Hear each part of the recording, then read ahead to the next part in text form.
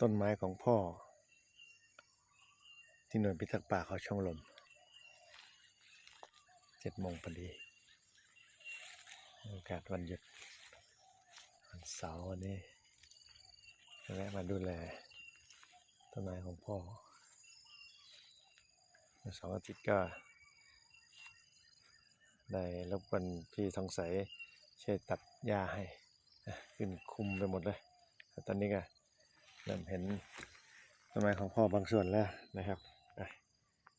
มุมนี้ก็จะเห็นชัดเจนขึ้นนะครับก็ขอขอบคุณทางพี่ทองใสแล้วก็ทางทีมงานที่ช่วยกันดูแลต้นไม้ของพ่อให้เติบใหญ่เป็นพื้นป่าของในอนาคตนะครับเพื่อความสมบูรณ์ลดภาวะโลกร้อนให้กับบ้านเมืองเราให้กับโลกใบนี้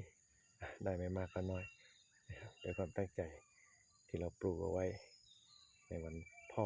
แห่งชาติปี66นะครับ5 ธันวาคม 2566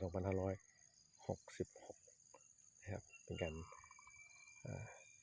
ทำขึ้นมาด้วยความตั้งใจในวันพ่อแห่งชาติเพื่อถวายเป็นพระราชกุศลให้กับพ่อหลวงรัชกาลที่9นะครับผู้เป็นที่รักยิ่งของปวงชนชาวไทยถึงแม้พระองค์ท่านจะจากพวกเราไป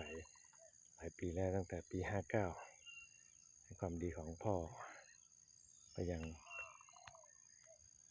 ลูกๆก็ยังรำลึกนึกถึงแล้วก็นำมาสานต่อปลูกต้นไม้ให้กับพ่อตามต่อตามคำพ่อสอนปลูกและดูแล